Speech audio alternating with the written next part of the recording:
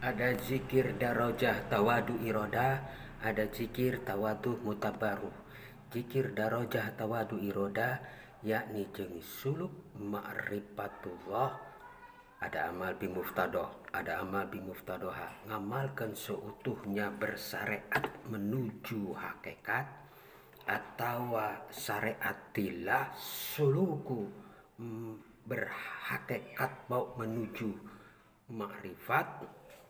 Inilah orang yang akan menjadi kekasih Allah.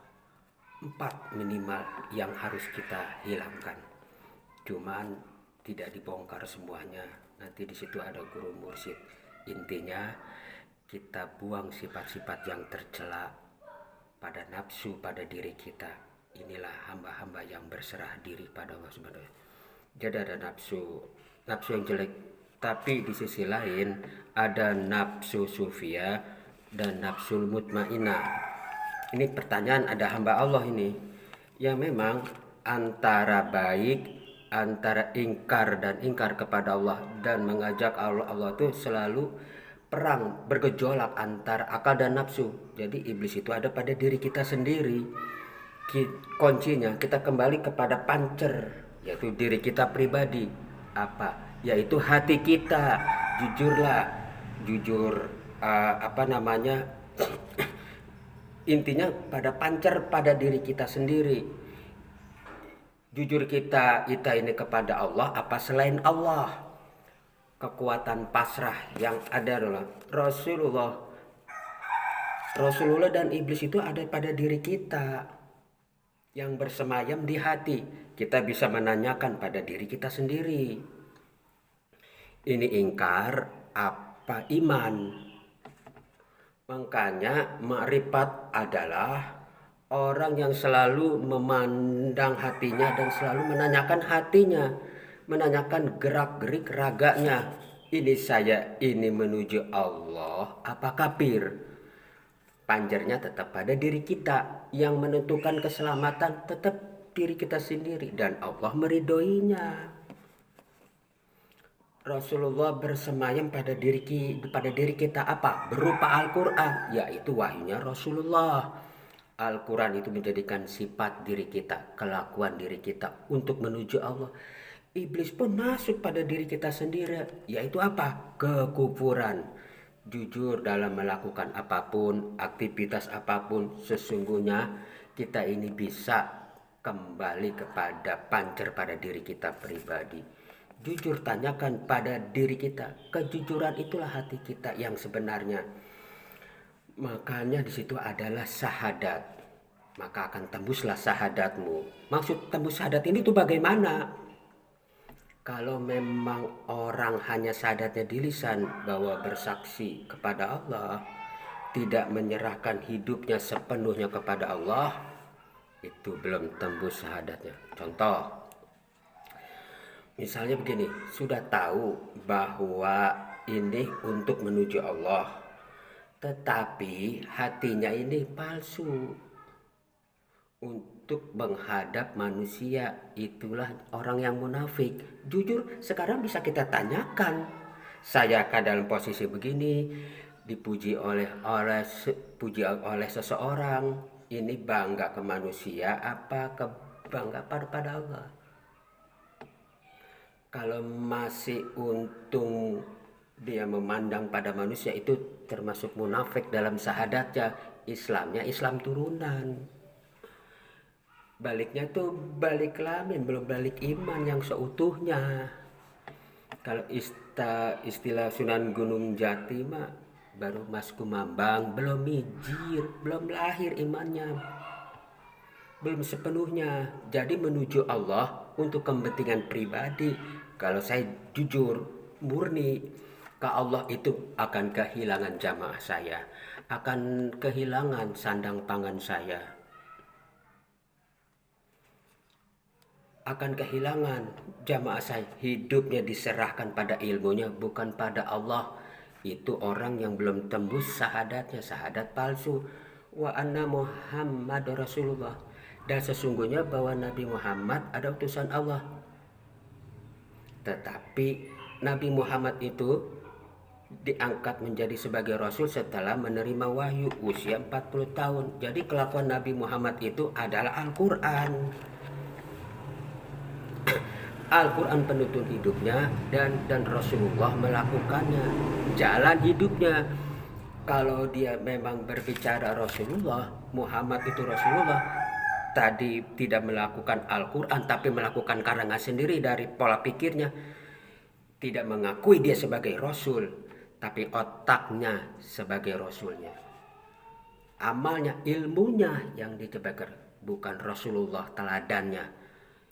Jadi Muhammad itulah orang yang tidak sembuh syahadatnya, ingkar dalam syahadatnya, tidak tahu syahadat yang hakiki, mempersulit orang yang hendak menuju Allah. Itu yang saya pahami dalam batin saya. Jadi kita tidak perlu berpikir keras untuk kira-kira iblis dan Rasul kawan apa lawan. Bagaimana praktikum sehari-hari, yang penting diri kita mutmainah atau amarah. Nafsu cuma itu aja kok. Amarah itu banyak. Orang yang ditimba dari rezeki dari Allah, akhirnya timbul emosi, kok begini ya Allah. Itu pun nafsu amarah, artinya dia dikendalikan oleh iblis yang pada dirinya. Apabila ada orang usaha ya di sampingnya kok lebih sukses dari orang lain, ingin menghancur orang lain, ingin merusak orang lain, itu nafsu lawamah. Ingin dia, berarti dia bersekutu dengan iblis hatinya. Kalau mutmainah itu tenang, damai, ya memang rezekinya segini dari Allah, jadi bersaing itu bersaing sehat. Kalau saya dagangan saya tidak laku, lebih enak masakan orang lain, ya kita berusahalah, entah kita dengan menu, entah kita lihat belajar yang rada enak. Kenapa merusak orang lain? Berarti dia masuk ke jurangnya iblis. Itu kan kembali ke pancar pada diri kita sendiri. Ini ada pertanyaan sebagai panutan Rasulullah SAW. Salam apa nih? Ingin mendengar sebuah kisah. Apakah benar Rasulullah itu sering menangis karena memikirkan umatnya, dan selalu khawatir umati. Memang bicara syariat itu benar secara syariat, tapi secara hakikat Rasulullah itu di waktu akan wafat masih memikirkan umatnya. Umati itu pun ditegur oleh Allah. Artinya ditegur bagaimana? Tugasmu sebagai Rasul itu sudah berakhir. Umatku ya urusan aku, kata Allah. Urusanmu yang akan datang iri itu urusan aku pasti. Maka di dalam Al-Quran, wa atiullaha wa atiu rasul wa ulil amri minkum. Setelah kerasulan enggak berakhir, Rasulullah berakhir, Allah mengutus seseorang yaitu ulil amri minkum, yang mewarisi teladan Rasulullah dan melakukan Al-Quran sepenuh hatinya, dan mengajak untuk bertauhid, untuk menyembah Allah, dan bertanggung jawab untuk keselamatan akhirat yang untuk diajarkannya. Itulah ulil amri minkum. Di situ minkum yaitu percaya bisa membimbing iman kita. Itu siapa? Yaitu yang pas untuk ulil amri minkum itu siapa yang pas? Kalau saya, waktu saya pernah berkelana mengaji yang saya ikutin, apakah Anda pernah benar mau mengikuti bimbingan saya ke Allah? Apakah Anda bertanggung jawab untuk keselamatan saya apabila saya mengikuti Anda? Demi Allah, saya bertanggung jawab. Itu baru saya ikuti. Pernah saya gertak gitu. Saya bertulangan, berkelana ke sana, guru-guru mursyid saya yang saya cari, pembimbing Allah menuju ke Allah. Tapi begitu sumpah demi Allah, apa yang nanti saya ikutin dari Anda bertanggung jawab untuk keselamatan saya dan keluarga saya, kehadirat Allah. tolong sumpah demi Allah, saya gertak gitu. Kalau memang tidak ada tanggung jawabnya, demi Allah saya tidak akan ridho. Berani atau tidak berani, saya ikutin. Jadi prinsipnya kita berserah diri kepada Allah. Tapi umati benar secara syariat. Orang iman itu tidak pernah nangis kepada Allah. Tenang, bahagia. Orang iman tetap teguh dia kepada Allah, menjalankan perintahnya, dan jauhi segala apa yang dilarangnya. Umatmu ada rumah sebut, makanya di dalam Al-Quran untuk masa akan datang di kiamat ala kubur, itu alam kubur menggunakan kalimat mudhari. Maksudnya apa? Hidup kita itu tata ke depan, yang berlalu sudah berlalu, menuju Allah ke depan. Tapi lupakan, tidak akan terulang. Hidupmu untuk menghadap Allah, itulah mudhari yang akan datang. Keselamatanmu ditentukan hari ini. Hari ini. Ininya yang menentukan keselamatan fi'il mudhari'mu masa yang akan datang. Serahkan hidup kamu kepada Allah Subhanahu wa taala. Kalau kita punya takdir, kita serahkan kepada Allah. Ya Allah, hidupku dalam menerimakan takdirmu ya Allah. Hasilnya kita serahkan semua kepada Allah. Inilah penyerahan diri kita kepada Allah sepenuhnya. Maka saya menjamin walaupun jamaah semua yang hadir ngajian ini, kalau memang 24 jam hidupnya diserahkan kepada Allah, pasrah, tapi di sewaktu-waktu dia mati dalam keadaan syahid, matinya dalam keadaan syahid. Kenapa? Karena hidupnya dia serahkan kepada Allah. Ini ada pertanyaan. Dalam sebuah ayat, Allah itu menciptakan langit bumi selama 6 hari. Tapi di ayat lain, terang-terangan Allah menciptakan langit bumi dan bumi itu selama 8 hari. Pertanyaan saya, yang benar itu yang mana? Tolong jelaskan. Itu kalau kita pikir secara rasional, ya tidak akan mampu menjangkaunya. Artinya kita tidak akan mampu. Memang ada ayatnya dalam Al-Quran. Itu hanya kita kembali berserah kepada Allah. Allah menciptakan jagat raya ini hanya hitungan hari. Tidak perlu dipersoalkan 6 hari atau 8 hari. Alangkah hebatnya Allah menciptakan alam semesta ini dengan hitungan hari. Itu kembalikan semuanya kepada Allah. Ternyata maha perkasa, maha kuat, maha gagah, maha segala-galanya, maha gagah. Dia yang kita hadapi. Tidak ada ilmu setetes air pun di lautan. Kita hanya angan-angan kecepatannya, dengan kekuasaannya Allah lah pada diri kita. Kembalikan semua kepada Allah. Manusia tidak ada yang bisa membandingi Allah. Jangan ditempatin hak Allah. Dan saya tidak sanggup, tidak berani. Karena itu haknya Allah.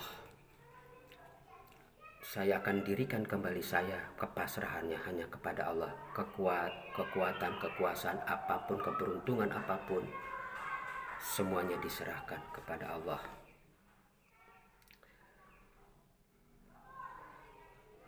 Kalau hanya dihitung Allah menciptakan ini 6 hari, ini 8 hari, kita kembalikanlah kepada Allah. Kekuatannya tidak bisa dijangkau oleh makhluk lainnya, hanya Allah yang maha kuasa.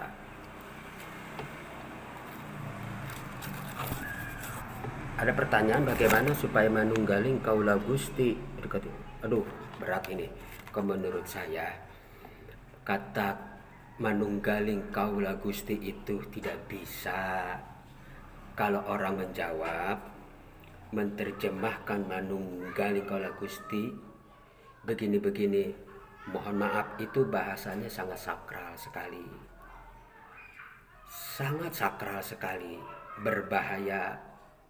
Kata-kata manunggaling kaula Gusti itu kata-kata berarti kita mengaku Allah. Wujud kita adalah wujud Allah. Saya tidak sanggup, saya tidak berani begitu. Tidak berani saya mengatakan manunggaling kaula Gusti, tapi saya berani menembahi kaula Gusti. Saya adalah manusia dan di situ adalah Allah. Kalau ilmu manunggal itu adalah ilmu rasa, ilmu raga, Allah tidak bisa dirasakan. Tembuslah syahadatmu dengan berserah diri kepada Allah. Berserah diri itulah iman yang sejati diri kita kepada Allah. Allah bertempat berserah diri pada diri kita kepada Allah. Tempat kita kembalinya kepada Allah. Innalillahi wa inna ilaihi rajiun. Segalanya datang dari Allah dan kita akan kembali segala sesuatu yang dihadapinya. Pasrah dan kita yakin kepada Allah, dan kita kepada Allah rahmat dan kasih sayangnya itu. Semoga Allah yang menggenggam langit dan bumi, Allah